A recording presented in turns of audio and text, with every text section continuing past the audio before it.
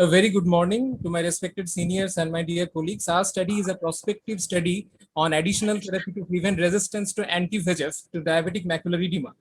More than 95 million of diabetic retinopathy patients all over the world, anti-VEGF and laser has been the standard methods of treatment. But DME is like more than 600 microns with CMT. The refractoriness to costly anti-VEGF is increasing visual disability and it is causing loss to compliance to follow-up.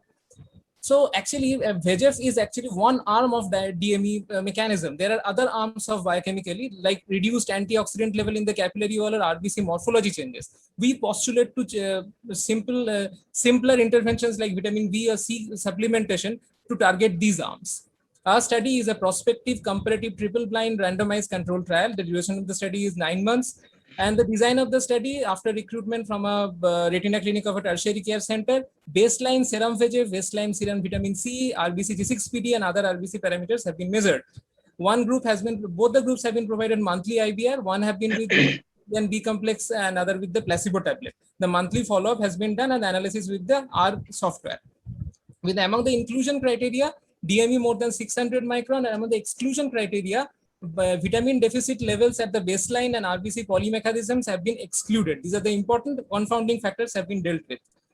In the results, the responder group is with the 5-letter recovery in logMAR chart. And in this demographic data, the more important is the PPBS on the higher side and HbA1c on the higher side has been found with a huge DME. The responder group analysis, there is a peak in the response and there is a plateau. Vitamin B, vitamin C, and vitamin B, both the groups are showing more response than the placebo groups. Now coming to this slide, this is a very interesting electron microscopic photograph.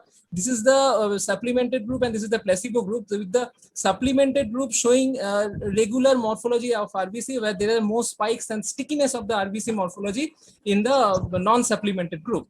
Coming to the oxidation damage level, ROS and MDA, the malonyl diamine and reactive oxygen species is the oxidation arm, and the NADH level, G6PD and glutathione peroxidase, this is the antioxidation arm.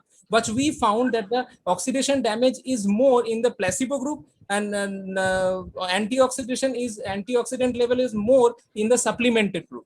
Similarly, in the RBC morphology group, what we found that the 2,3 dpg level in the RBC surface roughness, and osmolytic capacity of the RBC, these have been measured, and all these RBC deformities have been more found in the placebo group where the vitamin B/C supplemented are showing less changes, and all these P's are actually statistically significant. Coming to the discussion part, what diabetes does, there is a disbalance in the ROS generation, the reactive oxygen species generation, as well as the antioxidant capacity, causing an oxidative imbalance, causing lipid peroxidation, RBC membrane damage, and which is causing tissue hypoxia and increased VEGF. So actually, anti-VEGF targets this downstream parameter, and what we are targeting the upstream parameter, so the VEGF is released in a reduced manner. The limitations is that the DRC curve for vitamin C supplementation we couldn't measure. The RBC morphology requires more standardizations. We didn't have the software. And take-home message would be vitamin C and B can be an effective supplementation to counter anti-VEGF resistance, but anti-VEGF may have a confounding factor in the hyperosmotic characteristic and surface properties of the RBC. Thank you so much. Thank you, Sam. Thank you so much. This is really interesting. And but how can you tell when you are giving already anti-VEGF, yes, along with just with a placebo and your vitamin B and C? Yes, sir. How statistically significant your cases? Pardon, sir? You are already giving anti-VEGF, the standard treatment for diabetic macular edema. Yes, sir. It's just gold standard right now. So you are already giving that. Along with that, you are using vitamin C and vitamin B complex. Correct? Yes. Just to facilitate that your general milieu. Now, how do you prove this? He has a placebo group also, sir. Yes, sir. I have a control group of placebo. Correct. You show me what is your result there? Sir, my result is that the antioxidation damage due to diabetes has been reduced by vitamin B and C supplementation. We have excluded all those patients with baseline vitamin deficits. So all the patients having at least more than baseline level, then we starting the treatment, vitamin B and C. We are measuring the oxidation arm and the antioxidation arm. The antioxidation arm is more active in the supplemented group, whereas in the oxidation arm is more active in the placebo group. And similarly, RBC morphology changes.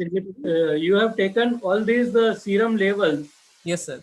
in all the groups. Okay, good. So did you have a comparison of serum level of like anti-VEGF and all in Yes, all sir. groups, and Yes, then sir. find out the statistics with the statistical test, that is there any significance in that? So serum VEGF level we have measured for both the placebo group and the treatment group, and we have tried to compare it with the response level, the responder group and non-responder group. It is a multiple regression analysis. What we can see, there is a relation with the serum VEGF level, but how it is being confounded by the antioxidation and oxidation arm, for that we required a more sample.